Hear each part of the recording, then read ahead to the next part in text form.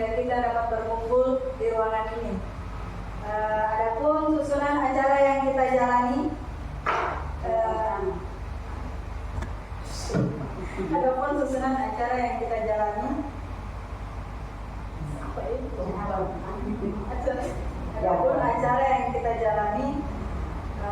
acara pembukaan yang sedang berlangsung.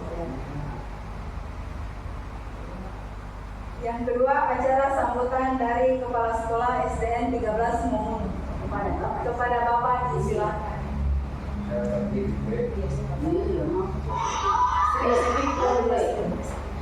Bismillahirrahmanirrahim. Assalamualaikum warahmatullahi wabarakatuh. Waalaikumsalam warahmatullahi wabarakatuh.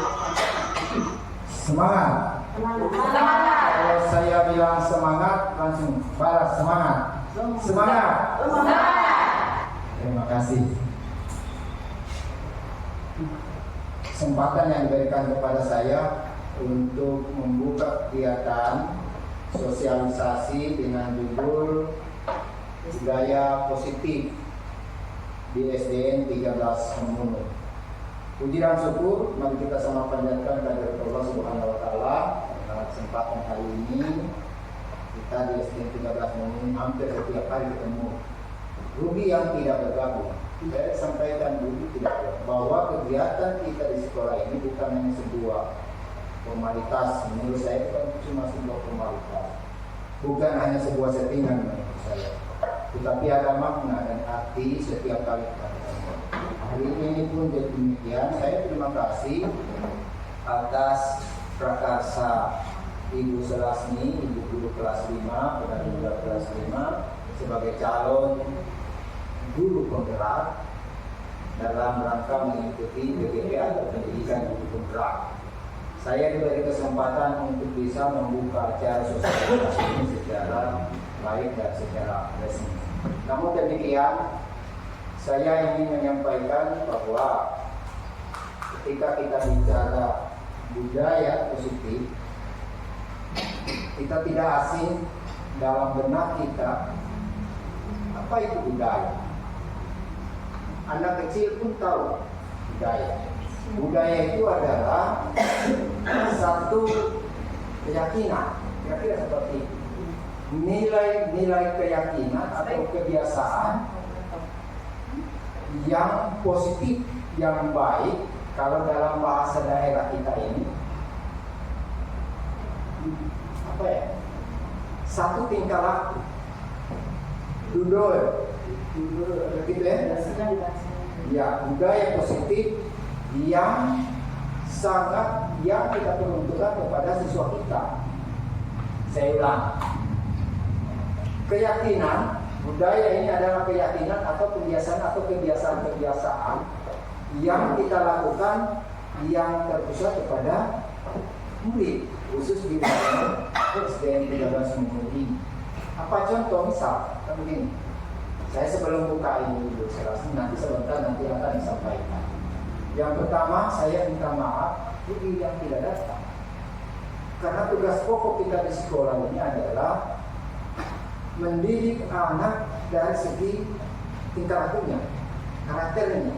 Itu yang paling terpenting. Karena saya di setiap kapan pun bicara.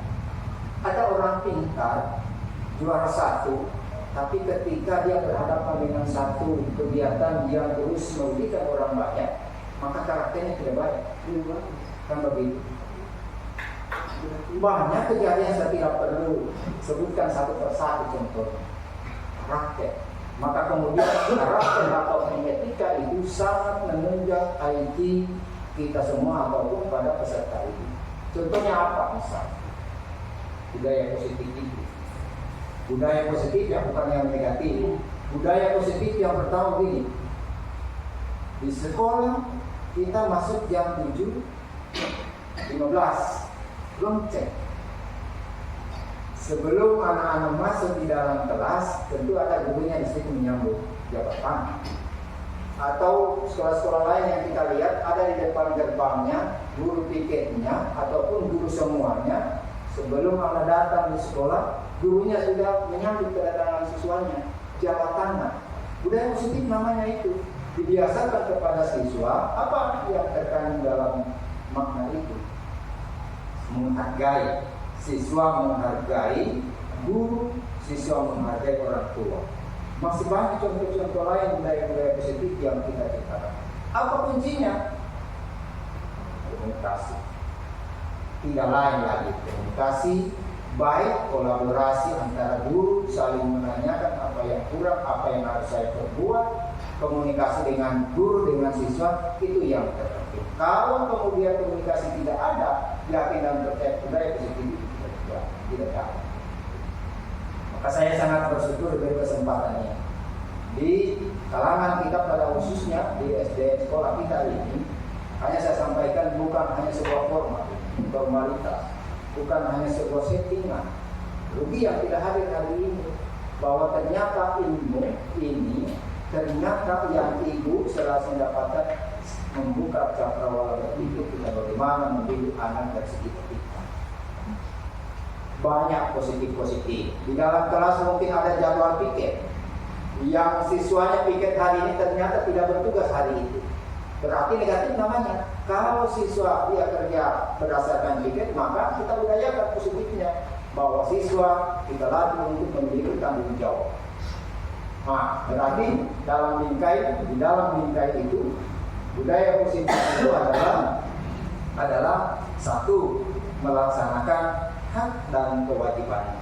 Kenapa ada hak di situ? Siswa belajar berdasarkan jadwal pelajaran yang ibu guru tempel di dalam kelas. Pelajaran bahasa Indonesia, siswa sudah belajar, siswa sudah siap dengan bukunya bahasa Indonesia. Tapi kalau kemudian gurunya ternyata bukan bahasa Indonesia, kamu siswanya hal yang sepele, yang kecil itu. Maka kemudian dalam hati kecil anak itu berbicara menantang itu, tapi tidak mampu mengeluarkan suaranya. Saya siap dengan belajar bahasa Inggris, tapi kenapa tiba-tiba menantang?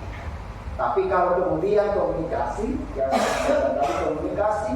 sampaikan kepada siswa, maka kemudian siswa paham, mengerti, tidak ada masalah, silakan dilakukan. Nah, dalam secara umum ternyata kegiatan kali ini sangat membantu. Di mana-mana pun, kalau kita di lingkungan besar ini, yang paling dominan membantu itu yang mempengaruhi nilai-nilai kita punya kebaikan itu adalah karakter. Di antara guru, antara siswa, sering saya sudah sampaikan. Maka kemudian melalui kesempatan ini saya sangat apresiasi kegiatan sosialisasi budaya positif ini. Tolong kita perlihatkan kepada siswa apa kesepakatan yang kita bangun di dalam kelas, karena kegiatan budaya positif itu kita akan tampilkan yang berpusat kegiatan rancangan program yang berpusat kepada siswa. Saya kira untuk ini sekali lagi saya apresiasi. Untuk itu acara sosialisasi diseminasi budaya positif di SDN 13 Memunu dengan pemateri Ibu Selasmi selaku guru tanggung jawab kelas 5 saya yang akan dibuka dengan resmi. Assalamualaikum warahmatullahi wabarakatuh. Waalaikumsalam warahmatullahi wabarakatuh. Terima kasih.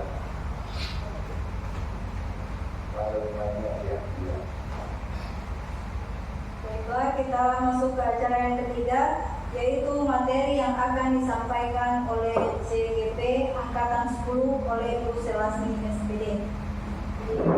Selasmi dipersilakan.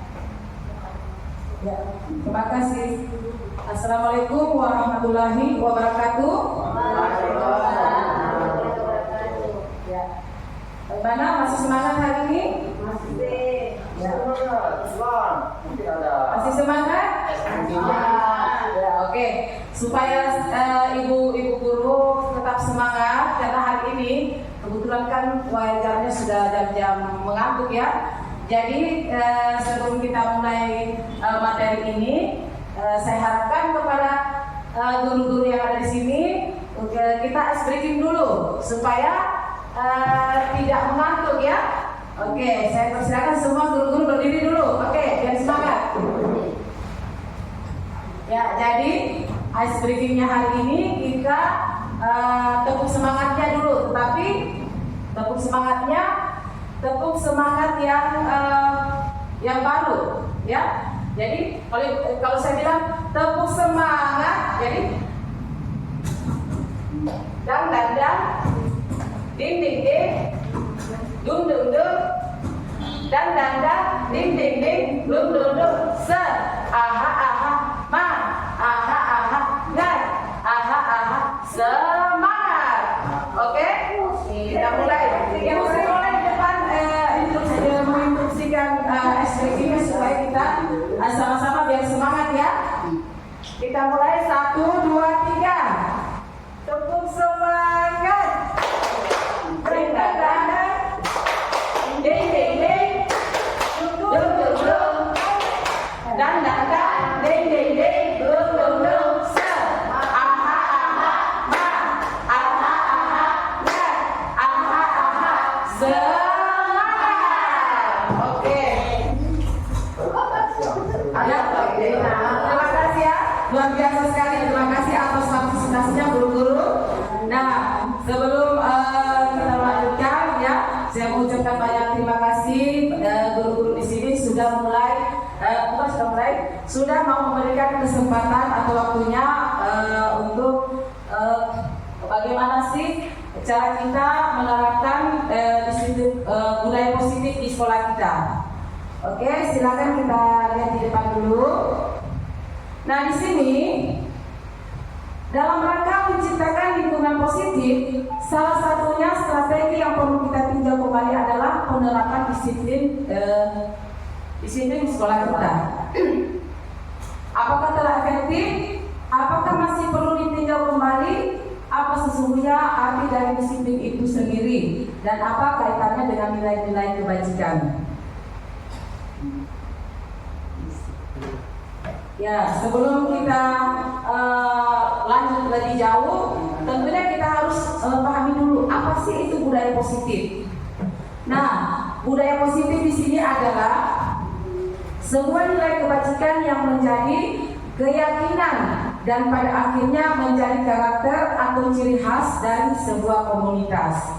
Nah, budaya positif ini yaitu nilai-nilai kebajikan yang bisa kita yakini lalu kita terapkan sehingga akan menjadi sebuah karakter atau ciri khas dalam komunitas. Tentunya dalam komunitas kecil ini seperti di dalam kelas kita ya. Nah, itu salah satu adalah komunitas walaupun dalam skala kecil. Nah, jadi budaya positif ini jadi nilai kebajikan yang selalu kita yakinkan kepada siswa-siswa kita. Ya, lalu kita terapkan sehingga menjadi sebuah karakter atau ciri khas yang akan mereka lakukan setiap harinya. Ya, jadi kita lanjut lagi ya. Jadi budaya positif ini tentunya bila kita ingin menerapkan tentunya memiliki konsep-konsep. Di sini ada konsep intinya yaitu dalam penerapan budaya positif. Pertama, bisa kita lihat di sini disiplin positif dan nilai-nilai kebajikan universal. Yang kedua, teori motivasi, hukuman dan penghargaan restitusi. Yang ketiga, keyakinan kelas. Keempat, kebutuhan dasar manusia dan dunia yang berkualitas. Yang kelima, restitusi 5 posisi kontrol. Yang keenam, restitusi segitiga restitusi. Ya, di sini jelas dilihat di depan jelas.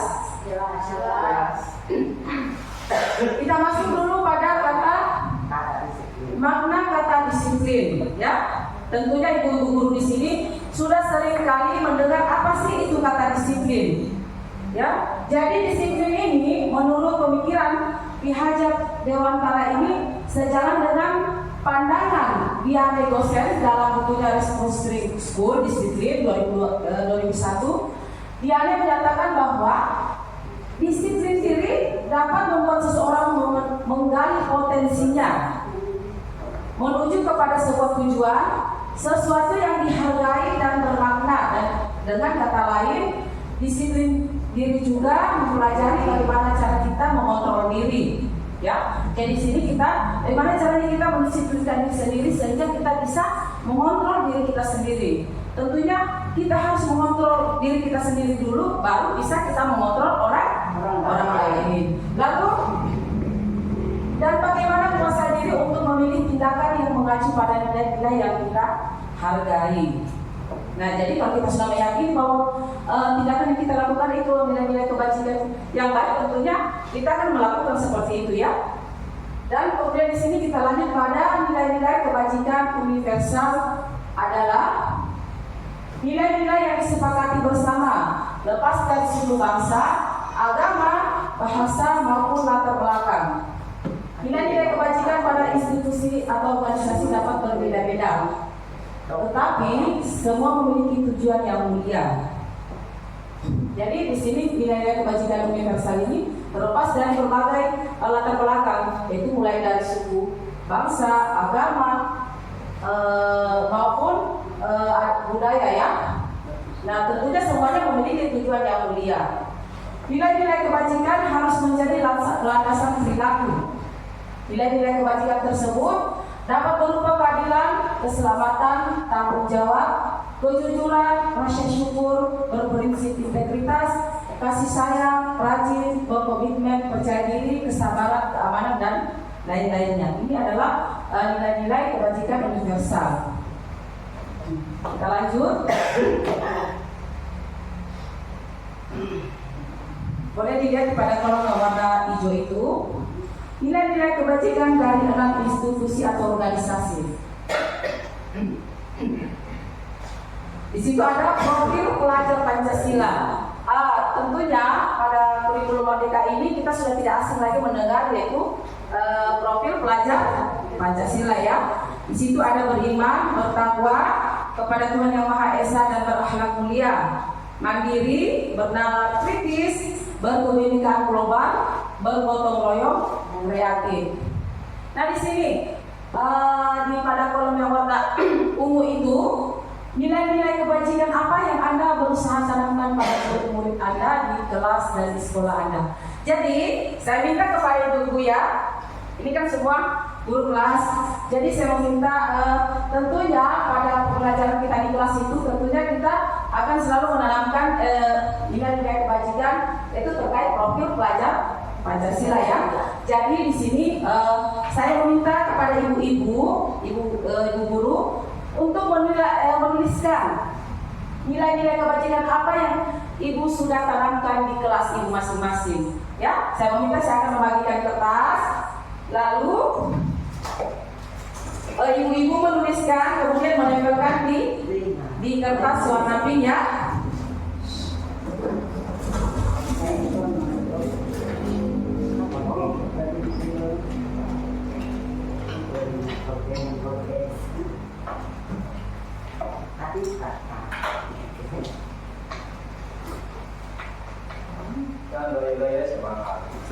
Semangat ibu bapak. Proses ini.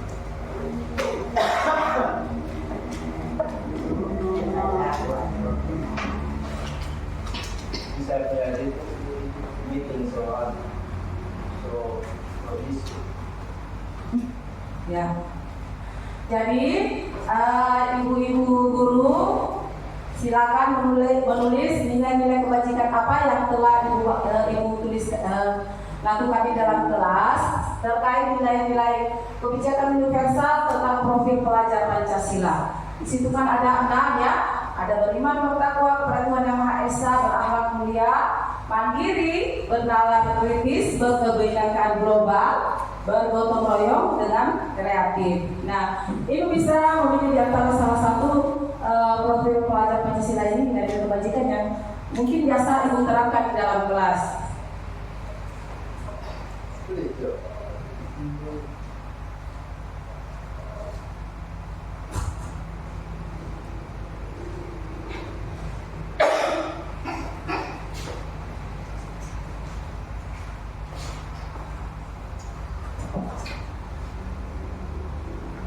Ya, kalau sudah, saya persilakan untuk menempelkan di kertas kartu di depan yang sudah saya sediakan.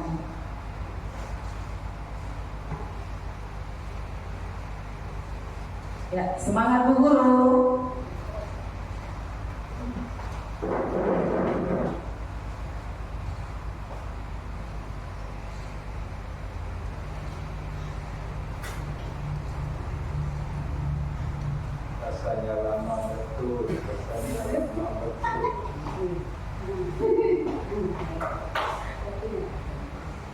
Ya, cukup satu saja yang sering Ibu terapkan di dalam kelas.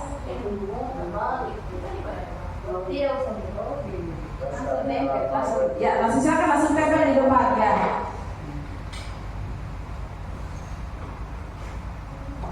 Ya, pemecah rekor ya. Pertama ini Bu Lidang ya. Semangat Bu Lidang, yang lain juga semangat. Dibilang tidak bisa dirobek. Ini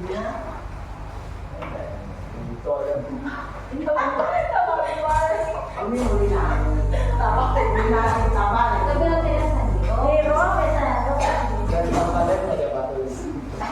Ini boleh Ibu ganti Jo. Ganti Jo. Yang ada lemnya jangan ditulis ke sana supaya bisa dipakai di belakang ya.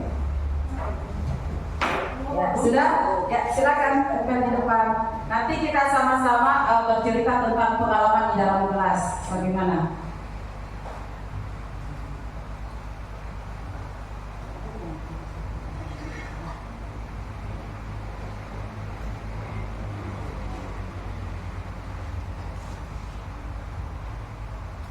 Ibu Hasbi sudah? Kalau sudah silakan tempel di depan.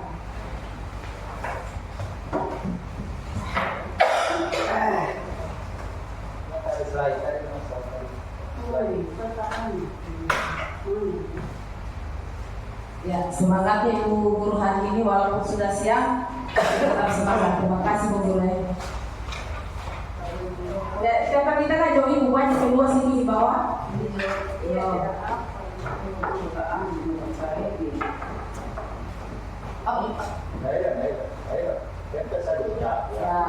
Tidak ada yang pakai dulu. Ini ada.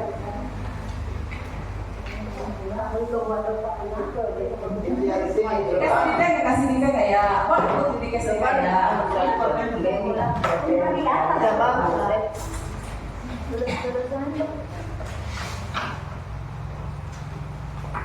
Ya.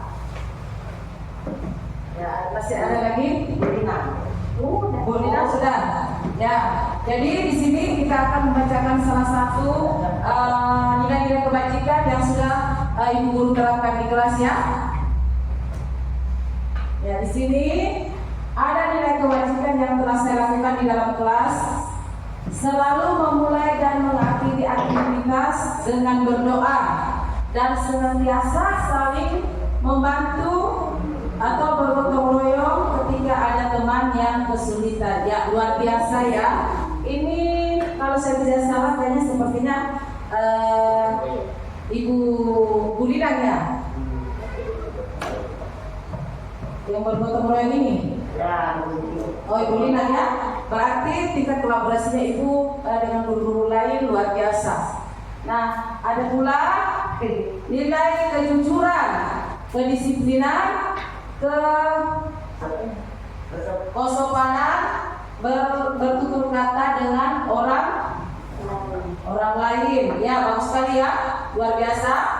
Kemudian nilai kebajikan yaitu saling membantu satu sama lain, bekerja sama dalam hal belajar, saling menghormati, beriman dan bertakwa kepada Tuhan yang Maha Esa dan Yang Mulia. Oke, saya ambil salah satunya ya. Saya ambil salah satu di sini. Nah, di sini ada nilai kebajikan yaitu telah saya melakukan di dalam kelas, yaitu selalu memulai dan mengakhiri aktivitas dengan berdoa dan senantiasa saling membantu atau bergotong royong ketika ada teman yang kesulitan. Nah, di sini ini kalau saya tidak salah kertasnya Ibu Lina ya. Ya, saya meminta Ibu Lina kalau bisa maksudnya bisa memberikan kepada kami kira-kira bagaimana sih pengalamannya Ibu tentang nilai-nilai universal yang Ibu sudah tuliskan di kertas ini. Boleh? Ya, terima kasih. Silakan Ibu berdiri. Terima kasih atas kesempatan yang diberikan kepada kami. Baiklah, saya akan menjelaskan suatu kegiatan yang saya lakukan di sekolah ini. Yang pertama itu kolaborasi dengan sesama guru. Jadi biasanya kalau ada tugas-tugas yang belum kita pahami, maka kami akan bahas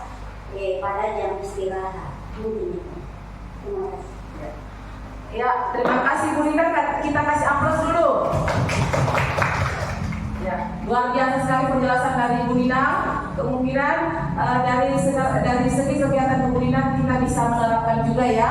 Bukan cuma Ibu Nina saja, tetapi kita semua warga di sekolah ini kita senantiasa bisa mengambil hikmah dari perjalanan apa yang sudah dilakukan Ibu Nina. Oke, terima kasih Ibu Nina, luar biasa ya hari ini.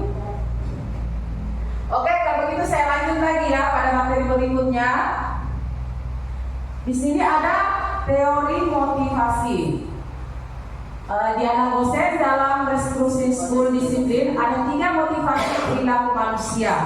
Nah, perilaku manusia ini sama dengan kita punya sikap. Pertama ini ada 3 motivasi perilaku manusia. Pertama yaitu untuk menghindari ketidaknyamanan atau hukuman. Yang kedua untuk mendapatkan imbalan atau penghargaan orang lain. Yang ketiga untuk menjadi orang yang mereka inginkan dan menghargai diri sendiri dengan nilai-nilai yang mereka percaya. Seperti tadi yang sudah saya jelaskan bahwa budaya positif ini apa yang mereka yakini maka itu yang mereka akan lakukan.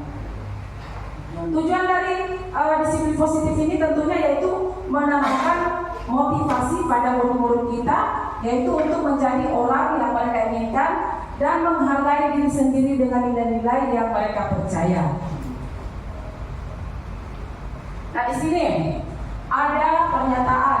Apakah Bapak atau Ibu setuju masalah pemberian hukuman dapat mendisiplinkan siswa?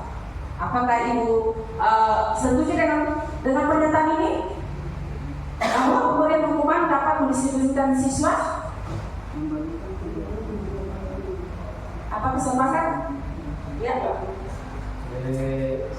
Saya ini menarik ini sebetulnya.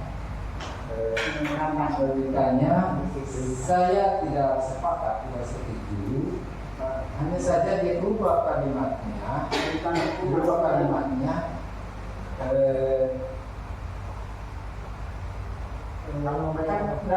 dalam satu bentuk kegiatan atau mungkin dalam skop itu namanya hukum, ada reward dan punishment.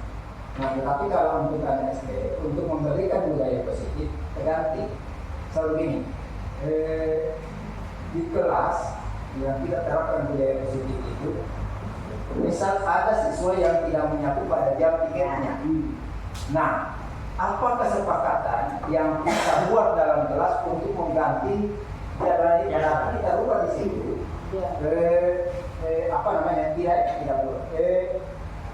mengganti pelanggaran atau mengganti kerugian dia tidak menyapu pada saat itu. Tinggal keluar bahasanya untuk memberikan punishment, sanksi kepada siswa, jangan nanti mungkin berpengaruh pada karakternya. Nah, jadi pemberian hukuman dapat mendisiplinkan siswa dalam tanda kutip saya memberikan hukuman itu yang positif bisa menguntungkan kepada siswa. Nah, tapi kalau hukumannya, umpamanya kalau guru sekarang sudah proses belajar umpamanya, siswa tidak menyapu, keras kotor, apakah dia harus menyapu sementara yang lain sudah belajar? Berarti merugikan siswa. Nah, Iya dong? ya, Karena sudah belajar. Betul ibu ya? ya. Ya. Jadi ada kesepakatan kelas juga. Siswa yang melanggar itu adalah mengganti kerugian itu, mengganti tugas yang dia tinggalkan tadi. Karena tadi, mohon maaf Ibu Sulas, ada tadi yang saya baca restitusi. Restitusi, kalau tidak salah, restitusi itu kalau dalam bahasa orang yang sudah korupsi, maka disita semua asetnya itu, dikembalikan ke asetnya. Begitu juga kita kenapa? Jadi demikian. Oke, kalau mungkin berlebihan saya minta maaf, tapi pada Ya, terima kasih ya atas tanggapannya Kepsek ya, luar biasa. Tentunya dari pernyataan tersebut pemberian hukuman dapat mendisiplinkan siswa. Dari tanggapan Kepsek itu dia tidak sepakat ya dalam pernyataan tersebut. Jadi kita lanjut lagi. Pemberian hadiah dapat meningkatkan prestasi siswa. Ya, Sepakat? Sepakat. Oke, kita lanjut. Seorang guru harus mampu untuk setiap siswa yang bermasalah. Oke. Nah, sekarang kita lanjut pada materinya terkait hukuman dan penghargaan. Di sini ada hukuman, konsekuensi, dan restitusi. Nah, hukuman dan penghargaan yaitu tindakan terhadap suatu pelanggaran pada umumnya berbentuk hukuman dan konsekuensi ya. Di sini kita bahas dulu tentang hukuman. Hukuman itu bersifat tidak terencana atau tiba-tiba. Anak atau murid tidak tahu apa yang akan terjadi dan tidak dilibatkan. Nah, hukuman bersifat satu arah dari pihak guru yang memberikan dan murid hanya menerima suatu hukuman tanpa melalui suatu kesepakatan dan pengarahan dari pihak guru, baik sebelum atau sesudahnya. Hukuman yang diberikan bisa berupa fisik maupun psikis. Murid atau anak disakiti oleh suatu perbuatan atau kata-kata. Nah, di sini kita perlu dulu memahami tentang hukuman. Hukuman ini dia bersifat tidak terencana dan tiba-tiba.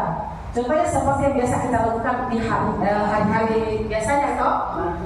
Nah, bila ada siswa yang buat kesalahan, kita langsung memanggil ke kantor. Lalu kita tidak memberikan dia ruang untuk berbicara apa masalahnya. Cuman ditanya tiba-tiba, kamu kenapa melakukan seperti ini? Tiba-tiba kita memberikan hukuman tanpa memberikan arahan atau tanpa ada kesepakatan. Tiba-tiba Anda juga tidak tahu apa yang akan dia hadapi, hukuman apa yang dia hadapi. Itu adalah berupa bentuk hukuman. Nah, sedangkan pada Al-Fihon lewat 1993 mengemukakan beberapa pendapat dari hasil pengamatannya selama ini tentang tindakan memberikan penghargaan dan nilainya sama dengan menghukum seseorang. Jadi seperti kayak memberikan penghargaan. Nah, di sini yaitu berpengaruh jangka pendek dan jangka panjang. Penghargaan tidak efektif. Penghargaan merusak hubungan. Kemudian penghargaan mengurangi ketepatan. Penghargaan menurunkan kualitas. Penghargaan mematikan kreativitas. Penghargaan sama dengan menghukum. Contohnya seperti bisa dikata dengan hewan ya. Mereka nanti mau melakukan suatu kebaikan jika mereka membutuhkan apa yang mereka inginkan. Contohnya seperti kalau hewan, kalau dia lapar, dia kalau dikasih makanan, apapun yang akan dia kerjakan untuk mendapatkan makanan. Sama halnya dengan pemberian penghargaan. Jadi penghargaan terlihat tadi dari bagaimana cara kita menyikapinya. Kemudian kita lanjut pada konsekuensi. Seperti tadi yang Bapak katakan, hukuman yaitu kita bisa mengganti dengan kata lain. Umpama contohnya siswa melanggar sesuatu atau membuat kesalahan, maka kita memberikan hukuman dengan cara tadi itu yang dikatakan Kepsek seperti memberikan kayak konsekuensinya. Jadi hukuman ini bukan sebenarnya hukuman. Jadi pemberian hukuman ini kita sudah sepakati yang bisa disebut dengan konsekuensi. Contohnya seperti ada siswa yang tidak piket hari itu, maka konsekuensinya yang sudah disepakati bersama. Jika dia tidak piket hari itu, pagi-pagi itu, maka sebelum pulang dia harus membersihkan kelas. Itulah dari konsekuensi. Tapi sudah disepakati bersama dengan warga kelas atau warga sekolah. Ya, sudah dikomunikasikan sebelumnya. Oke, sudah mengerti di sini, sudah paham maksudnya? Ya. Kita lanjut lagi. Begini, sebelum kita lanjut, saya akan menampilkan sebuah kisah yang ditampilkan itu tentang seorang guru yang mempunyai masalah dengan siswanya. Tidak tersambung. Sebentar, jaringan lagi tidak bagus. Tidak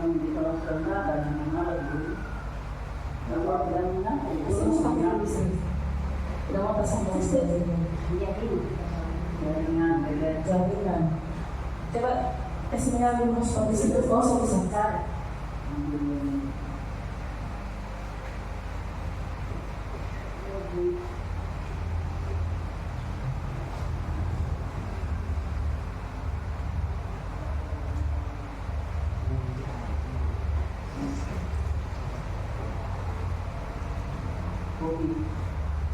Ini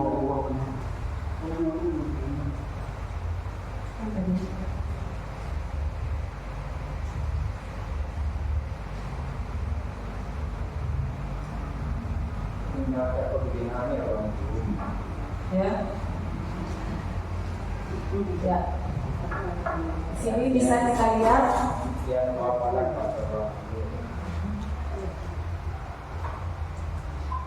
Ini tentang guru dan siswanya. Sudah lama.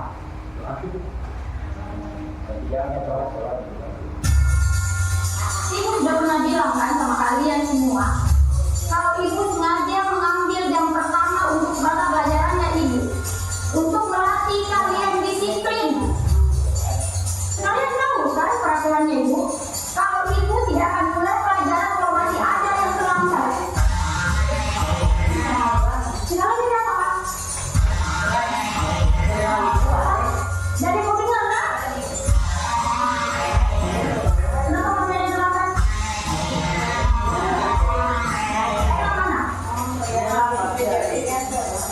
Saya di mana? Ibu sudah bilang, ibu tidak akan mulai pelajaran kalau ada yang satu banget. Kayak, sini kok. Kayaknya yang terlambat. Apa yang dilakukan kayak? Hah? Ketiduran kok lagi? Makan kok.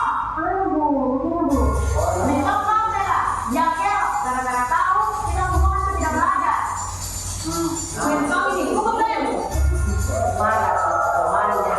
Sudah. Yang kalian yang lepas. Kayak lagi kok. Tapi ingat kok besok, kalau kau masih terlambat begini, ibu tidak akan mulai pelajaran lagi.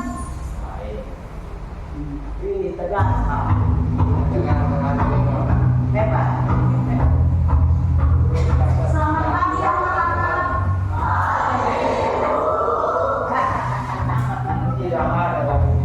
Betul-betul ini kayak lagi. Jaga obat-obatnya. Kemarin sudah dilempari gara-gara terlambat masuk kelas. Ada yang tahu kemana mereka?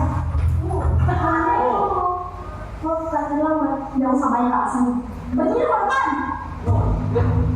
Ini biasa kita lakukan. Sepanjang pelajaran buku hari ini, kok berdiri terus di depan? Udah ya, terlambat sih.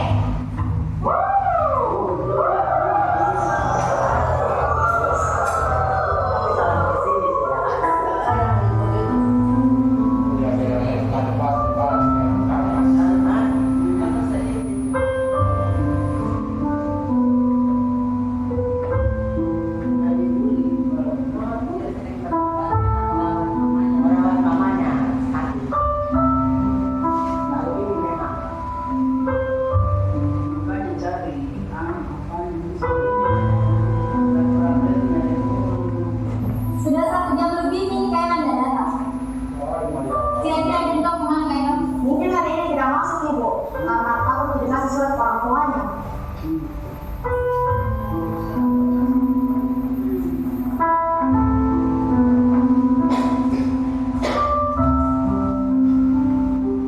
Jadi sudah pagi-pagi sekali dari dulu dia datang lagi. Tidak ada kayak kemarin-kemarin dia terlambat. Ya sekarang dia pagi-pagi lagi datang. Pagi anak-anak.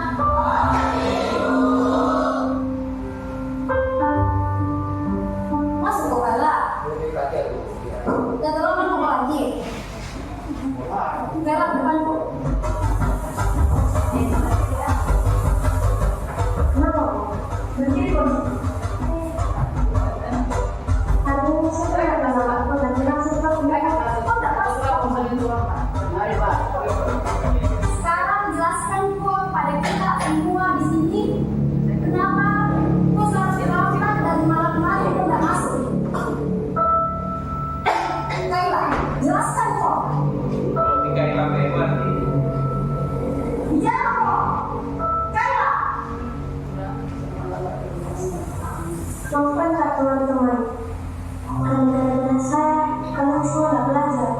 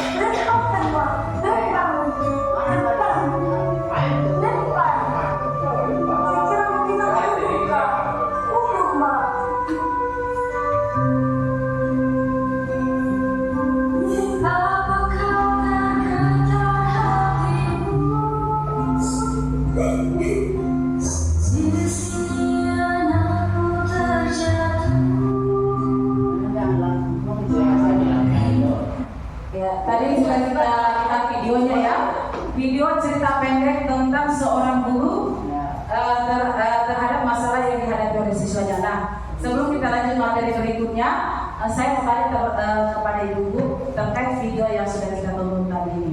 Nah, video yang kita tonton tadi ini sifat yang ditampilkan oleh ibu guru Kaila ini seperti apa? Mungkin ada tanggapan dari guru-guru yang lain.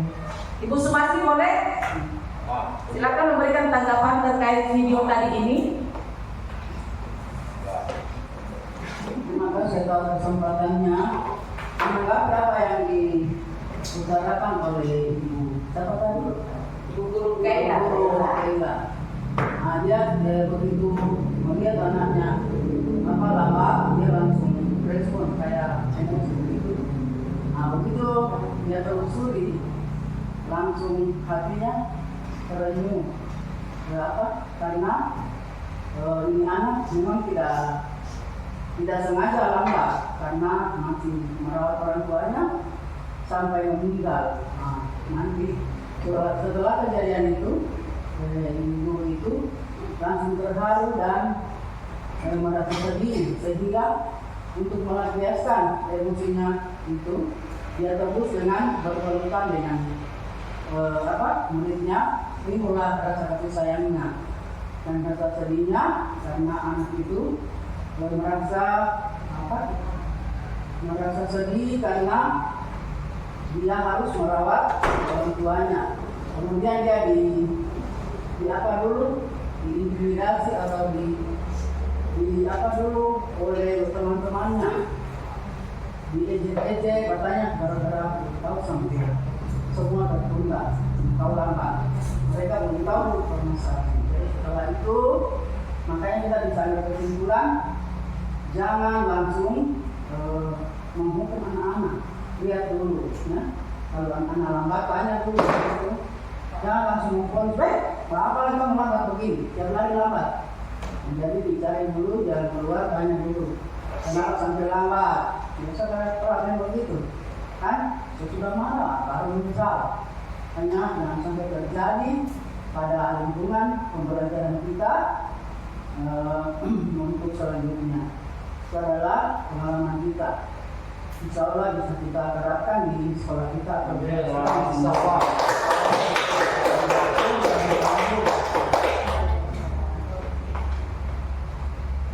Ya, terima kasih sekali atas jawabannya atau tanggapannya Ibu Sumartia, luar biasa. Nah, di sini setelah menonton video pendek tadi ini, tentunya kita sebagai seorang guru ada perasaan setelah melihat video ini kita pasti bisa merefleksi diri. Apakah pernah kita melakukan hal yang demikian walaupun permasalahannya berbeda-beda, tidak sama dengan kaidah ini. Tapi tentunya hal seperti ini juga pernah kita lakukan. Namanya manusia biasa ya. Kita pasti pernah merasakan, kita pasti pernah melakukan suatu kesalahan. Nah, dari video ini kita belajar bahwa jika anak melakukan suatu kesalahan, tentunya kita tidak serta-merta langsung menghukum. Tetapi kita harus memvalidasi dulu apa sih sebenarnya masalah siswa ini. Ya, jadi kita harus tahu apa permasalahan, tidak langsung menghukum dulu.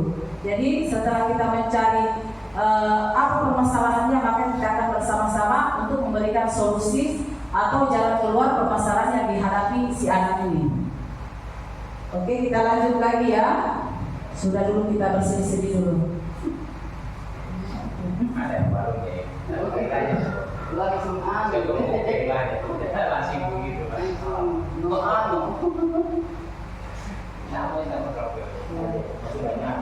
Oke, jadi tadi itu masalah penghargaan dengan hukuman. Nah, di sini kita masuk pada restitusi.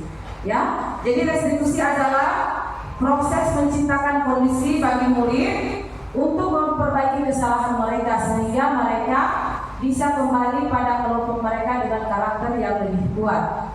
Restitusi juga merupakan proses kolaboratif yang mengajarkan murid untuk mencari solusi untuk masalah mereka dan membantu murid berpikir tentang orang seperti apa yang mereka inginkan dan bagaimana mereka harus memperlakukan orang lain. Contohnya seperti tadi yang kita nonton video tersebut ya. Jadi jika ada anak mempunyai kesalahan, maka kita tidak langsung memberikan hukuman. Jadi kita melakukan restitusi. Salah satu restitusinya itu menciptakan kondisi murid agar bisa memperbaiki kesalahannya, lalu mereka bisa kembali ke kelompok mereka dalam keadaan yang kuat. Jadi kan tidak kayak tadi, guru-guru yang memberikan kata-kata yang tidak enak didengar, kemudian teman-temannya ikut membuli. Ya, jadi ada perasaan itu yang melekat di hatinya, maka akan ada timbul kebencian untuk gurunya, untuk teman-temannya, membuat dia rasa tidak bersemangat, tidak ada motivasi untuk belajar lagi. Jadi kita sebagai guru harus memberikan pola seperti restitusi, yaitu menciptakan kondisi bagi murid yang memperbaiki kesalahan mereka sehingga mereka bisa kembali ke kelompok mereka dengan karakter yang lebih kuat lagi. Oke? Nah, di sini ada ciri-ciri restitusi. Restitusi yang membedakan dengan program disiplin lainnya. Pertama, restitusi bukan untuk menebus kesalahan, namun untuk belajar dari kesalahan. Ya. Kedua, restitusi memperbaiki hubungan. Jadi anak-anak yang tadinya sering bertengkar, kita perbaiki hubungan mereka agar tidak ada lagi besok-besok lanjut lagi mereka punya masalah. Kemudian, restitusi adalah tawaran, bukan paksaan. Restitusi menuntut untuk melihat ke dalam diri. Selanjutnya, restitusi mencari kebutuhan dasar mendasari tindakan. Restitusi diri adalah cara yang paling baik. Restitusi fokus pada karakter, bukan tindakan. Lalu, restitusi juga menguatkan. Restitusi fokus pada solusi. Restitusi yang mengembalikan murid yang berbuat salah pada kelompoknya. Jadi di sini kata yang paling saya suka sekali di sini adalah restitusi fokus pada solusi. Nah, jadi setiap masalah tentunya kita harus mencarikan solusinya, bukan mencari siapa yang salah dan siapa yang benar. Tentunya kita mencari solusi dan bukan memberatkan satu sama lain. Harus mempunyai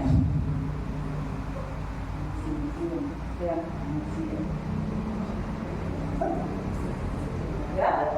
Jadi di sini saya fokus pada solusi. Restitusi itu fokus pada solusinya. Kita lanjut lagi. Saya ibu tadi ini Yang mana Pak? Boleh berdiri silakan di sini. Udah. di persiapan. Saya fokus di sini.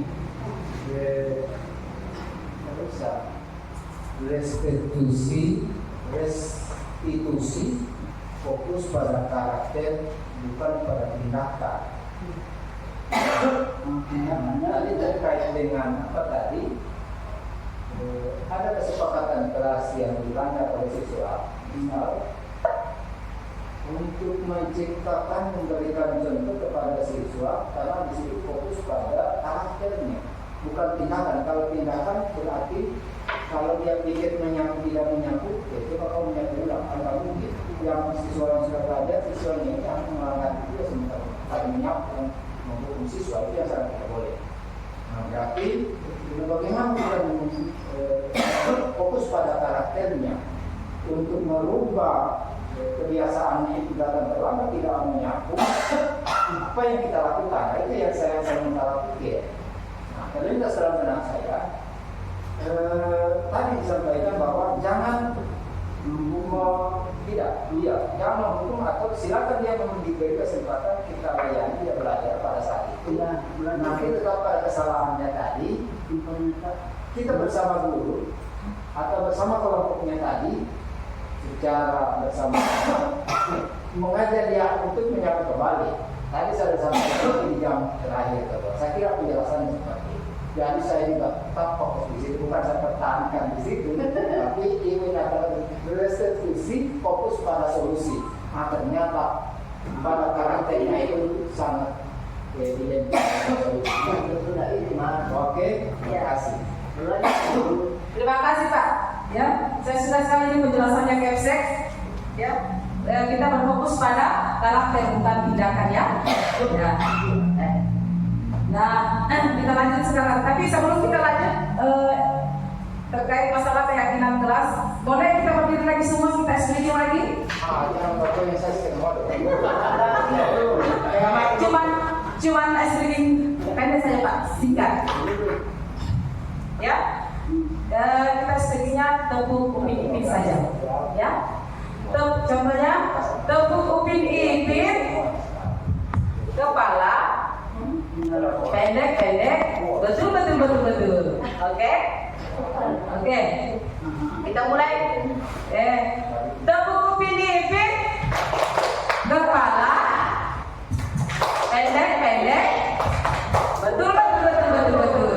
Ya, terima kasih. Ini supaya ibu tidak mengangkat tangan dan bapak tidak mengangkat ya.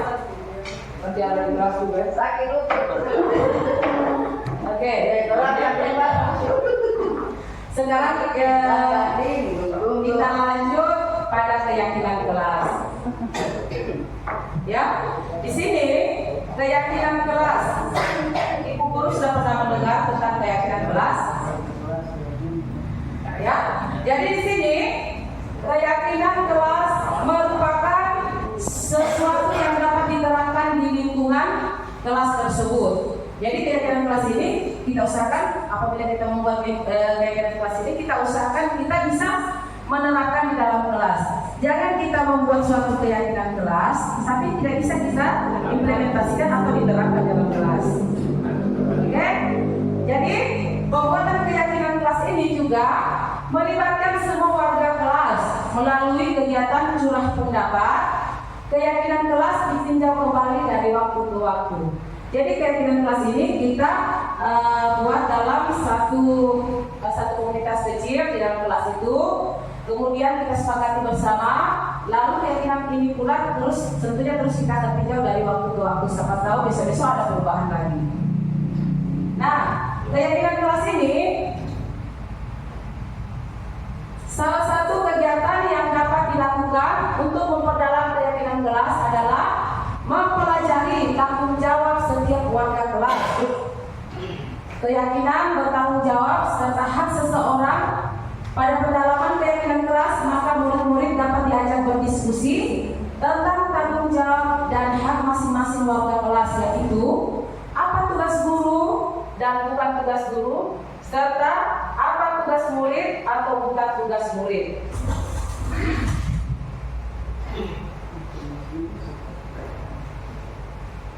Nah, di sini ada beberapa langkah dalam pembentukan keyakinan sekolah atau kelas. Kemudian dengan prosedur pembentukan kelas sekolah atau pembentukan sekolah atau kelas seperti ini ya. Nah, di sini pembentukan keyakinan kelas. Tentunya ibu-ibu guru di kelas mungkin sudah pernah menerapkannya, namun mungkin tidak terdokumentasi atau mungkin tidak ada laporannya atau apa ya. Tentang di sini kita pelajari dulu tentang bagaimana sih kita membentuk keyakinan kelas itu. Nah, di sini bisa ibu-ibu lihat jelas ini tulisannya. Jelas. Keyakinan kelas bersifat lebih abstrak daripada peraturan yang lebih rinci dan konkret. Keyakinan kelas berupa pernyataan-pernyataan universal. Universal ini sama dengan nilai-nilai kebajikan universal. Kemudian pernyataan keyakinan kelas senantiasa dibuat dalam bentuk kata-kata yang positif. Keyakinan kelas sengaja tidak terlalu banyak sehingga mudah diingat dan dipahami oleh semua warga kelas. Keyakinan kelas sebaiknya sesuatu yang dapat diterapkan di lingkungan tersebut. Semua warga kelas hendaknya ikut berkontribusi dalam pembuatan keyakinan kelas lewat kegiatan curah pendapat. Bersedia meninjau ulang kembali keyakinan kelas dari waktu ke waktu. Jadi keyakinan kelas ini kita bentuk tentunya pertama harus bisa diterapkan di sekolah. Kemudian dalam pembuatan ini tentunya warga kelas semua harus bisa sama-sama berkontribusi memberikan pendapat mereka melalui curah pendapat. Ini adalah salah satu pembentukan keyakinan kelas. Kemudian adapun prosedur pembentukan kelas sekolah atau kelas, yaitu pertama mempersilahkan warga sekolah atau murid-murid di sekolah untuk bercurah pendapat tentang peraturan yang perlu disepakati. Yang kedua, mencatat semua masukan para murid warga sekolah di papan tulis tulis atau kertas besar di mana semua anggota kelas atau warga kelas bisa melihat hasil curah pendapat. Jadi seperti yang saya lakukan di kelas ini seperti ini ibu-ibu ya.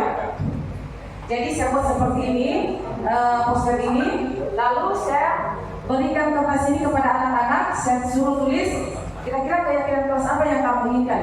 Jadi di sini saya yang meminta apa yang mereka harapkan dari kalimat-kalimat positif yang mungkin bisa diterapkan di sekolah. Kemudian susunlah keyakinan kelas sesuai prosedur. Pembentukan keyakinan kelas, gantilah kalimat-kalimat dalam bentuk kalimat positif. Contohnya tepat waktu ke sekolah, kemudian tidak memotong pembicaraan orang lain, berpakaian yang positif, berpakaian yang baik, tidak mengeluarkan pakaian saat proses pembelajaran. Ya, banyak bentuk-bentuk keyakinan kelas yang bisa kita terapkan di sekolah. Sebenarnya itu tiap hari kita lakukan. Sebenarnya, cuma tanpa kita sadari bahwa sudah itu yang kita lakukan adalah merupakan keyakinan kelas. Cuma kita tidak sadari bahwa tindakan yang kita lakukan itu sebenarnya sudah mengacu pada keyakinan kelas ini. Nah, lalu tinjau kembali daftar curah pendapat yang sudah dicatat. Tinjau ulang keyakinan sekolah atau kelas secara bersama-sama. Setelah keyakinan kelas sekolah dibuat, maka semua warga kelas meninjau ulang dan menyetujuinya dan mendatangkannya termasuk guru dan semua warga kelas. Keyakinan kelas selanjutnya dapat diletakkan di dinding di kelas di tempat yang mudah dilihat semua warga kelas. Jadi setelah kita memberikan anak kertas, nah silakan tulis keyakinan apa yang kamu harapkan. Silakan tulis mereka lalu tempel. Setelah ditempel, semua kita baca satu persatu. Setelah dibaca satu persatu, kita tanya sepakat tidak kita buat keyakinan ini. Kalau mereka sudah sepakat, maka kita akan tanya lagi, bisa tidak diterapkan, ya? Kalau mereka sudah sepakat dan bisa diterapkan, maka kita tempel di situ di dinding yang bisa dapat dilihat. Jangan kita menempel terlalu tinggi, namun siswa-siswa yang lainnya ada yang pendek tidak bisa melihat, ya? Jadi gunanya apa gunanya kita tempel? Jadi supaya besok-besok kalau ada siswa yang lupa, maka bisa dilihat kembali apa sih keyakinan kelas, atau kalau ada siswa yang melakukan kesalahan atau pelanggaran, maka bisa kita tampilkan. Nah, keyakinan kelas apa yang sudah kamu langgar di sini? Jadi mereka bisa melihat kembali dan merefleksi ulang apa yang sudah kita sepakati bersama. Paham sini? Ada pertanyaan? Ya, sudah kita buat. Ini adalah salah satu kesepakatan kelas atau keyakinan kelas yang saya buat. Jadi di sini saya buatkan kertas, saya tempel di dinding, lalu saya persilakan anak-anak saya, ya silakan tulis keyakinan kelas apa yang kamu inginkan. Jadi saya memberikan mereka kebebasan apa yang mereka inginkan dari keyakinan kelas, tapi tentunya dengan hal-hal yang positif. Ya, setelah saya kasih kertas, mereka tempel, mereka juga punya imajinasi, mereka punya poster yang kecil-kecil, mereka hias-hias nih. Contohnya mereka hias-hias, mereka tempel ini. Jadi kelihatannya lebih bagus. Jadi pendekatan yang kita lakukan dalam keadaan baik, maka membuat siswa berpikir tingkat pemikiran mereka langsung mereka punya kreasi. Kira-kira apa yang saya lakukan supaya lebih bagus lagi. Jadi inilah salah satu contoh keyakinan kelas. Jadi keyakinan kelas yang saya terapkan ini mereka sudah menerapkannya juga di kelas. Jadi kalau mereka punya kesalahan, saya tampilkan ulang apa kesepakatan kelas, apa yang telah kita sepakati. Jadi kalau mereka berkesalahan, saya cari apa yang kamu telah langgar di sini. Jadi mereka sudah paham. Jadi keyakinan kelas ini seperti yang dikatakan, tentunya memang harus bisa kita terapkan di kelas. Jangan kita membuat kesepakatan kelas, tetapi tidak bisa kita terapkan di kelas. Ya, inilah salah satunya ya. Oke, kita lanjut lagi.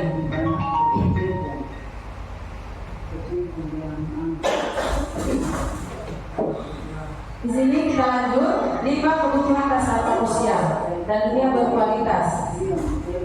Kebutuhan bertahan hidup adalah kebutuhan yang bersifat fisiologis untuk bertahan hidup, misalnya kesehatan, ada rumah, dan makanan, kebutuhan biologis sebagai bagian dari proses reproduksi, termasuk kebutuhan untuk bertahan hidup. Komponen psikologis pada kebutuhan ini meliputi kebutuhan akan perasaan aman. Ya, di sini ada 5 kebutuhan dasar manusia dan dunia berkualitas. Pertama itu adalah kebutuhan bertahan hidup atau survival. Kemudian ada kasih sayang atau rasa diterima. Ada tambah penguasaan atau kebutuhan pengakuan atas kemampuan. Lalu kebebasan, kemudian kesenangan, kebutuhan untuk merasa senang, kebutuhan akan kesenangan. Ya. Di sini kasih sayang. Kasih sayang adalah kebutuhan psikologis.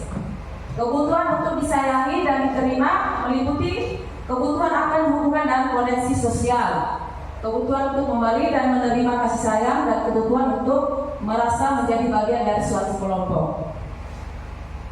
Kemudian ini ada tambah penguasaan. Kebutuhan ini berhubungan dengan kekuatan untuk mencapai sesuatu, menjadi kompeten, menjadi terampil, diakui atas prestasi dan keterampilan kita, didengarkan dan memiliki rasa harga diri. Kemudian kebebasan, kebutuhan untuk bebas adalah kebutuhan akan kemandirian, otonomi, memiliki pilihan dan mampu mengendalikan arah hidup seseorang. Kesenangan yaitu kebutuhan untuk mencari kesenangan, bermain, tertawa.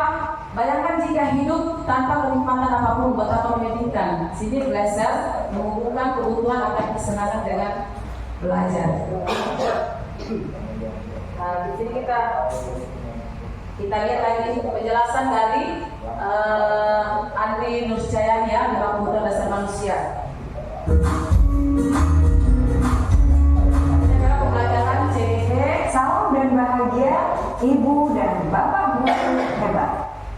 Untuk membangun budaya sekolah yang positif dengan lingkungan yang aman dan mendukung murid untuk menjadi pribadi yang berdaya, seimbang, dan bahagia, salah satu upaya yang dapat dilakukan oleh guru adalah memahami kebutuhan dasar yang mendasari perilaku murid.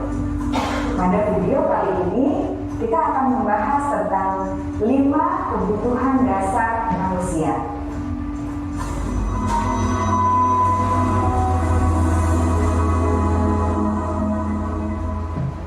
Ki Hajar Dewantara dalam salah satu kutipannya menyatakan, kita ambil contoh perbandingannya dengan hidup tumbuh-tumbuhan.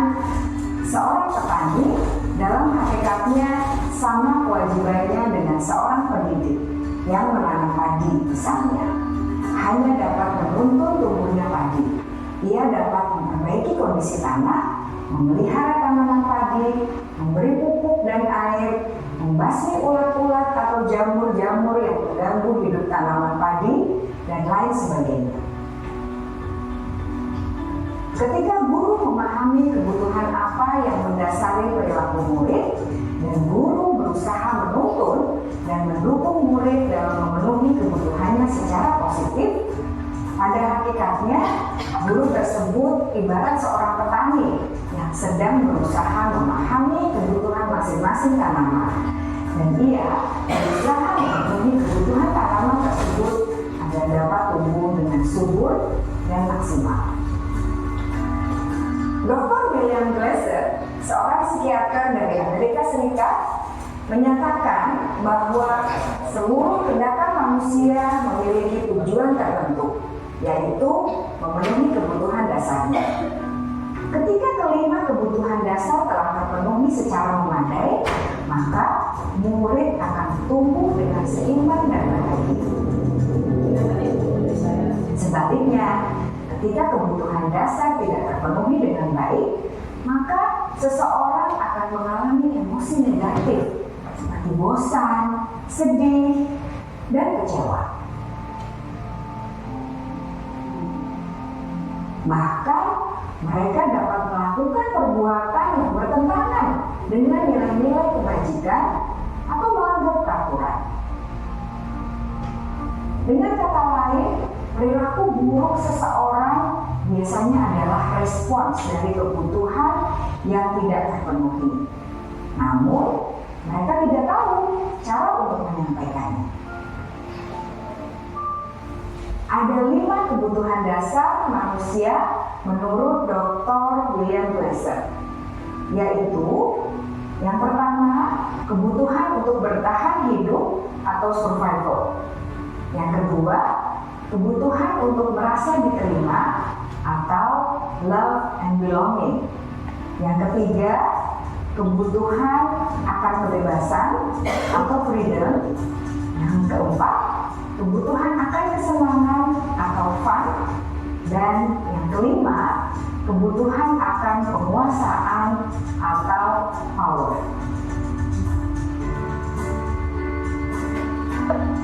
Kebutuhan dasar yang pertama adalah kebutuhan yang bersifat fisiologis untuk bertahan hidup atau survival. Misalnya, kesehatan, rumah, dan makanan. Kebutuhan biologis sebagai bagian dari proses reproduksi termasuk kebutuhan untuk tetap bertahan hidup. Kebutuhan untuk merasa aman juga termasuk dalam kebutuhan ini.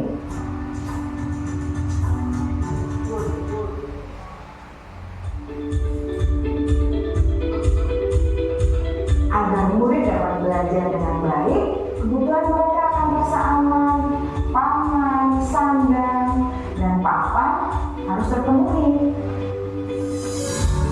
Bagaimana mungkin mereka dapat belajar dengan baik bila mereka datang ke sekolah dengan perut yang lapar atau bila rumah mereka kebanjiran?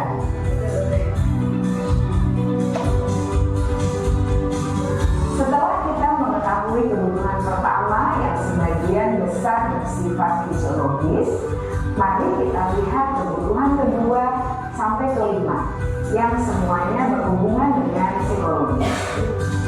Mari kita lihat kebutuhan yang kedua, yaitu kebutuhan akan perasaan diterima oleh kelompok atau komunitasnya, atau kebutuhan love and belonging.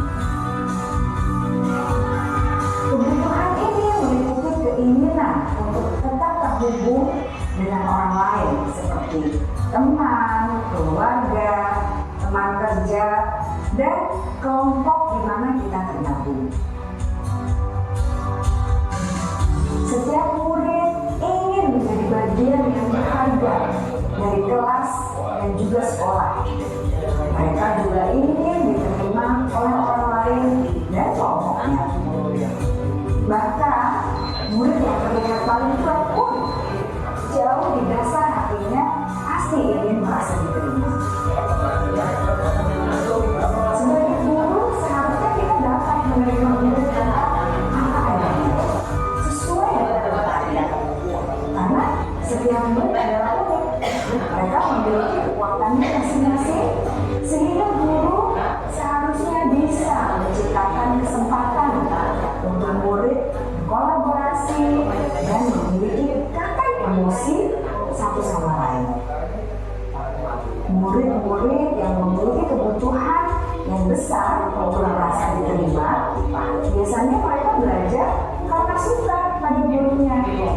Mereka juga suka bekerja dalam kelompok. Kebutuhan yang ketiga adalah kebutuhan akan kebebasan atau kebutuhan membuat pilihan. Murid harus diberi kesempatan untuk membuat pilihan dan bertanggung jawab atas dirinya. Oke, kita lanjut lagi ya. Dalam lagi ini, di sini adalah tadi 5 kebutuhan dasar manusia tadi seperti yang saya jelaskan. Pertama adalah apa tadi? Yang pertama, kebutuhan dasar manusia yaitu membutuhkan kasih sayang, rasa diterima, kebebasan, kebutuhan bertahan hidup ya. Oke. Nah sekarang kita lanjut pada restitusi atau 5 posisi kontrol. Nah di sini ada 5 posisi kontrol, yaitu ada pemantau, ada penghukum, membuat merasa bersalah, kemudian ada posisi terakhir itu manajer. Jadi ini adalah 5 posisi kontrol yang biasa kita lakukan di sekolah. Yang terakhir manajer.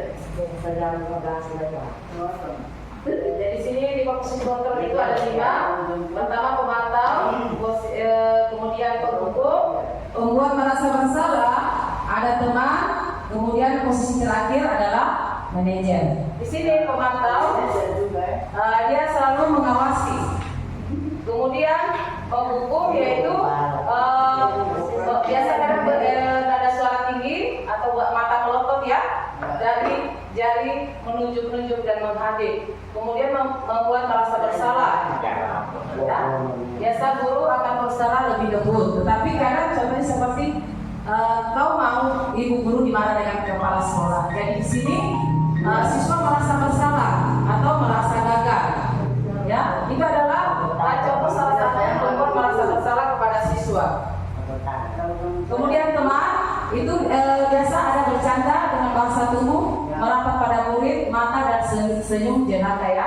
Tetapi posisi kontrol yang biasanya yang lebih baik itu adalah posisi manajer. Di mana posisi manajer ini guru membuat sesuatu bersama dengan murid, mempersilahkan murid mempertanggungjawabkan perilakunya, mendukung murid agar dapat menemukan solusi dan permasalahannya sendiri.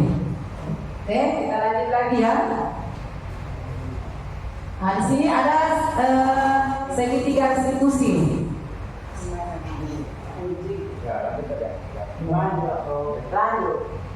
Di sini segitiga restitusi adalah proses menciptakan kondisi bagi murid untuk memperbaiki kesalahannya sehingga karakter mereka lebih kuat ketika kembali pada kelompoknya. Ini salah satu restitusi yang sudah saya lakukan di kelas. Contoh restitusi yang saya lakukan di kelas ya.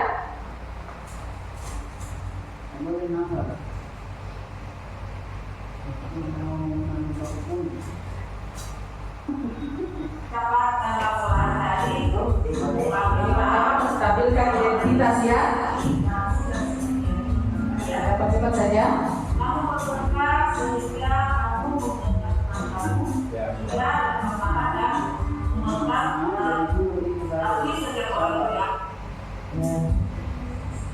Ini menanyakan keyakinan kelas. Ya seperti tadi keyakinan kelas yang kita buat. Oke, kita singkat saja. Kita lanjut. Restitusi segitiga. Ini sudah seperti saya jelaskan. Di sini pertama ada menstabilkan identitas, memvalidasi tindakan yang salah, lalu menanyakan keyakinan kelas. Jadi kesimpulan dari pembelajaran hari ini yaitu dari kelima posisi kontrol yang kita lakukan untuk guru-guru itu sebenarnya lebih bagus yaitu posisi kontrol manajer. Di mana posisi kontrol manajer ini merupakan posisi kontrol yang tepat dalam menjalankan segitiga restitusi dengan tepat, mempertimbangkan kebutuhan dasar manusia, berpegang pada nilai-nilai kebajikan untuk menerapkan disiplin positif guna mewujudkan budaya positif di sekolah kita. Ya, mungkin itu saja yang bisa dapat saya sampaikan. Kurang dan lebihnya mohon dimaafkan. Saya serahkan kembali kepada moderator. Terima kasih terakhir. Terima kasih banyak atas ilmu yang diberikan.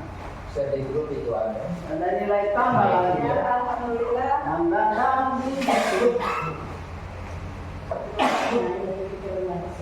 Tepuk semangat.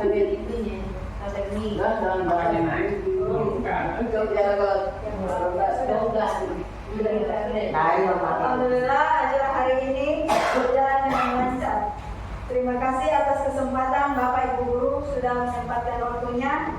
Semoga kegiatan hari ini membawa manfaat bagi kita semua dan dapat diimplementasikan. Sekian saya akhiri. Wassalamualaikum warahmatullahi wabarakatuh. Waalaikumsalam.